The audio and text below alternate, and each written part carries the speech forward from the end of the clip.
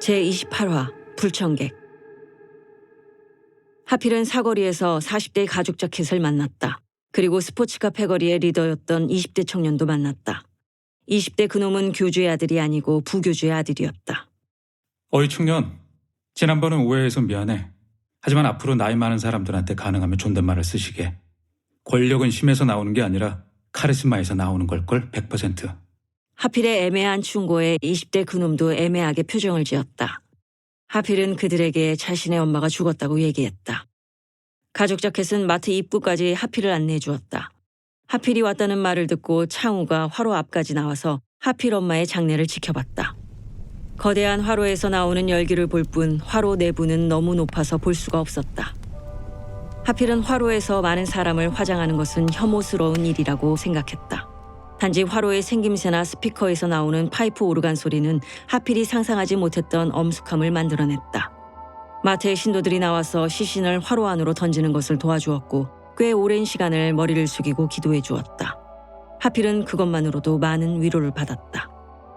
하필의 돌아가신 엄마는 화로 안에서 노을한 연기로 변해 마트 벽을 따라 하늘 위로 모락모락 올라갔다. 하필은 연기를 보다가 문득 마트의 꼭대기에 있는 헬기의 프로펠러 일부를 발견했다. 교주님께 소각로를 쓰는 부분은 긍정적으로 생각한다고 전해주세요. 단지 하필은 자기가 화장장 담당자로 직업을 바꾸고 싶지는 않다고 창우에게 말하고 마트를 등지고 연구소로 돌아왔다. 창우는 교주에게 하필의 말을 전했다. 교주는 알았다며 창우에게 감염을 조심하라고 했다. 사실 따지고 보면 마트에 모인 사람들은 대부분 감염에 대해 무감각했다. 마트 사람들은 지금까지도 감염 안 된 사람들은 면역이 생겼거나 아니면 애초에 그 바이러스에 강한 사람이라고 믿었다. 하지만 계속해서 환자들은 발생했고 자기 가족의 장례를 치르기 위해 왔다가 감염돼서 며칠 만에 죽는 경우가 허다했다. 하필은 마트를 간 것이 후회되기도 하고 잘한 것 같기도 했다. 연구소로 돌아오면서 하필은 약탈의 현장을 목격했다. 대부분의 아파트들이 약탈을 당했다. 약탈자들은 힘을 모아 아파트 한 동을 순서대로 약탈해 갔다. 자신들이 약탈한 집을 표시하기 위해 베란다의 창문을 부숴버렸다. 외국 재난 영화에서는 보기 힘든 광경이었다. 멀리서 총소리와 비명소리가 들렸다. 총기가 어디선가 꾸준히 공급되든가 아니면 총기 자체가 한국에 원래 많이 있었든가 둘 중에 하나였다. 문신을 한 덩치 큰 남자들이 마치 사람 사냥을 하듯 거리에 사람이 보이는 족족 달려가서 난동을 피우고 뭔가 뺏거나 시비를 걸었다. 하필은 그들을 피해 작은 골목과 건물 사이사이로 다녔다. 저들은 감염 같은 것은 두려워하지 않는 것 같았다. 그들에게 이 비정상적인 상황은 오히려 기회가 된 것 같았다. 파괴와 폭력을 즐길 수 있는 기회. 시내 곳곳에 사람들이 버리고 간 상점들은 살점을 발려버린 생선처럼 앙상했다. 넘쳐나는 물건들을 모아서 되파는 덩치들도 있었다. 대로 중간에는 그들끼리 싸우다 흉기에 찔린 채로 죽어있는 사람들이 있었다. 까마귀들이 때로 공중을 빙빙 돌며 덩치들과 함께 동맹을 맺은 듯 도시를 점령하고 있었다. 하필은 동물실험실이 그나마 외곽에 있는 데다가 별로 가져갈 것도 없으니 조직들이 아직 관심을 안 갖는 것에 감사하며 연구소로 돌아왔다. 이제 아예 연구소와 밖을 연결시켜주는 정식문이 돼버린 컨테이너 박스를 열고 들어갔다. 하필이 도착했을 때 사람들이 아점을 먹고 있었다. 얼마 전부터 이곳 동물실험실 사람들은 하루 두 끼가 기본이 됐다. 태운의 아내와 한선이 토마토 스튜와 칼로리 바를 나눠주고 있었다. 맛있게 먹는 모습을 보며 하필은 엄청난 죄책감이 들고 말았다. 어떻게든 고백을 해야 한다. 어차피 알게 될 거 100%. 하필이 걸어오자 사람들은 음식을 먹다가 하필을 쳐다봤다. 하필은 특유의 더듬는 발음으로 말을 하기 시작했다. 지금 드시는 음식들은 아시는 바처럼 주재료는 실험용 쥐한테 주는 사료이고 스프는 실험용 쥐를 끓인 육수로 만든 것입니다. 하필의 말을 들은 사람들은 믿을 수 없다는 표정으로 먹고 있던 스프를 쳐다봤다. 사람들은 계속 먹던 거라 조금씩 변화되는 성분에 대해서 거의 느끼지 못하고 있었다. 김하필 씨, 지금 우리 놀리는 거지? 하필은 무시하고 준비해온 다음 문장을 말하기 시작했다. 그뿐만이 아니라 내일부터는 양념을 아주 조금씩밖에 못 쓰기 때문에 아마 냄새가 날 수도 있을 겁니다. 만약에 밖에서 양념을 구할 수 있으면 좋겠지만. 하필은 말을 끝까지 하지 않고 얼른 자리를 떴다. 하필은 한숨을 쉬며 막아놓은 창문 틈 사이로 밖을 쳐다봤다. 그때였다. 하필의 시야에 누군가가 동물 실험실 쪽으로 다가오는 게 보였다. 고급 정장의 흰색 와이셔츠, 키 185cm. 멀리서 봐도 턱선이 꽤나 매력적인 남자였다. 하필이 아는 그가 분명했다. 강성민 내과 과장. 강성민, 그는 장윤설 박사의 남편이었다. 그런 그가 사건이 터지고 한 달 만에 얼굴과 옷에 피를 묻힌 채로 어쩌면 이 지구의 유일한 생존자들의 안전가옥일지 모르는 이곳으로 바이러스 가득한 증거를 온몸으로 풍기며 걸어오고 있다. 하필은 자신도 모르게 곤충을 그에게 겨누고 있었다. 하필은 방아쇠에 손가락을 댔다. 강성민은 동물 실험실 바로 앞에서 안을 살펴봤다. 자세히 보니 그의 코 밑에 흐르는 피는 방금 누군가에게 맞아서 생긴 흔적 같았다. 하필은 문을 열고 나갔다. 정중하게 인사를 했다. 강성민은 하필을 한참을 쳐다봤다. 아, 그 동물실 그분 맞죠? 동물실 죽돌이. 아이, 죄송합니다. 나도 모르게 반가워서. 강성민은 하필에게 고개를 숙였다. 얼굴은 왜? 그나저나 여기 장윤설 박사 있습니까? 제 아내. 강성민은 주르륵 흐르는 코피를 닦으며 말했다. 실례가 안 된다면은 제가 들어가서 화장실 좀 쓸 수 있을까요? 저는 감염 안 됐습니다.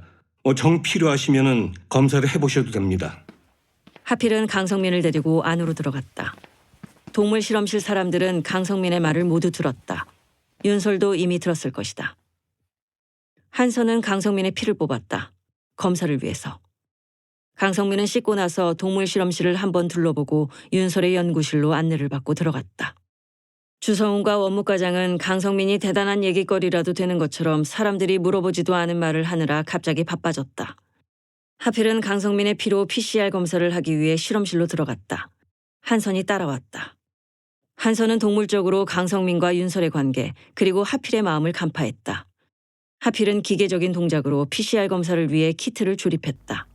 한선이 옆에서 그런 하필을 도왔다. 언제 떠날 거예요? 한선은 눈을 내리깔고 말했다. 어딜 말하는 건가? 밖으로요. 돌아가신 어머님 유언이었잖아요. 하필은 대답 대신 쓱 미소를 지었다. 가야지. 때가 되면. 한선은 하필의 허리를 쿡 찔렀다. 오해하지 마세요. 저 정준이랑 사귀는 거 아니에요. 그 말을 왜 나한테 하지? 하필은 눈으로 물어봤다. 뭐 한마디로 하면 나도 하필 아저씨랑 연애할 수 있다는? 내가 좋아? 네, 전문가잖아요. 어눌한 척하면서 거기에 솔직하고 사람들을 위하고 자기 희생도 할 줄 알고.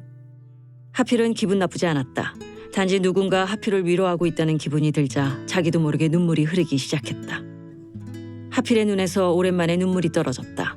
하필의 눈물은 그냥 어떤 액체가 고이지 않고 그냥 분출되는 것처럼 보였다. 미세한 신음소리가 났다. 하필은 손으로는 PCR 검사 준비를 하면서 눈과 입과 코로는 눈물을 흘렸다. 그 눈물이 너무나 한스럽고 불쌍해 보여서 한선은 하필에게 손도 못 댈 정도였다. 이 남자는 자기가 감정의 동물임을 잊고 사는 사람이구나. 라고 생각했을 때 하필이 눈물을 멈추고 한선을 쳐다봤다.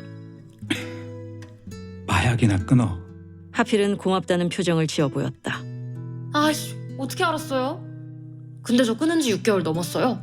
여기에 입원한 것도 그것 때문이라고요. 환자 기록 봤지? 하필은 웃으며 검사를 계속했다. 강성민은 윤설에게 어떻게 죽지 않고 살았느냐고 얼마나 걱정을 하며 부산에서 서울로 오지도 못하고 괴로워하고 있었다고 말했다. 여긴 어떻게 왔어요? 유튜브 그거 봤지? 당신에게 지금 엄청난 관심이 쏠려 있거든. 의학계뿐 아니라 전 세계 정치인들도 마찬가지일걸? 아니, 제 말은 어떻게 부산에서 여기까지 왔느냐고요. 그거 실은 지금 부산 상황이 심각해, 서울보다. 네?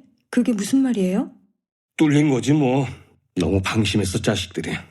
윤설은 한숨을 쉬며 결국 감염을 피하기 위해 자신의 법적인 아내를 찾아온 이기적인 인간을 보고 있었다. 여기 있으려면 쥐 사료랑 쥐 육수로 만든 국을 먹어야 해요. 뭐? 아니면 시내 나가서 약탈을 하든가요. 시내? 강성민은 시내를 통과해 오다가 문신 덩치들을 만난 게 분명했다. 있는 모든 걸 뺏기고 코피를 흘리며 나타난 것이다. 그나저나 어떻게 서울에는 들어올 수 있었죠? 오는 거 쉬워. 나가는 게 문제지. 인천으로 들어온 배가 있어서 한 자리 샀지, 돈 주고. 강성민은 그 배에 대해 자세히 설명했다. 윤설은 그 배에 타고 있었다던 군대에 대해서 뭔가 꺼림직한 느낌이 들었다. 잠시만요. 윤설은 하필을 찾으러 나갔다. 사람들을 대피시켜야 할 것 같아요. 양파를 까던 하필에게 윤설이 달려와서 말했다. 한선도 양파를 까다가 윤설을 쳐다봤다. 아무래도 이쪽으로 군대가 올 것 같아요. 유튜브를 보고서요. 윤설은 강성민이 자기에게 해준 얘기를 하필에게 말했다. 하필은 이번에 군대가 또 오면 여기를 떠나는 수밖에 없을 것 같았다. 새로운 곳을 찾아봐야죠. 이제는. 하필의 표정은 비장했다. 화성생물연구소 부설의료원이 멀리 보이는 사거리. 김상규 박사가 탄 SUV가 멈췄다. 그 뒤로 트럭과 장갑차들이 줄줄이 멈췄다. 바로 가지 맙시다. 뒷좌석에 앉은 김상규 박사가 이어서 말했다. 도망갈 시간을 주면 안 되죠. 기습해야 합니다. 옥상에 올라온 하필이 담배를 한 대 꺼내 물었다.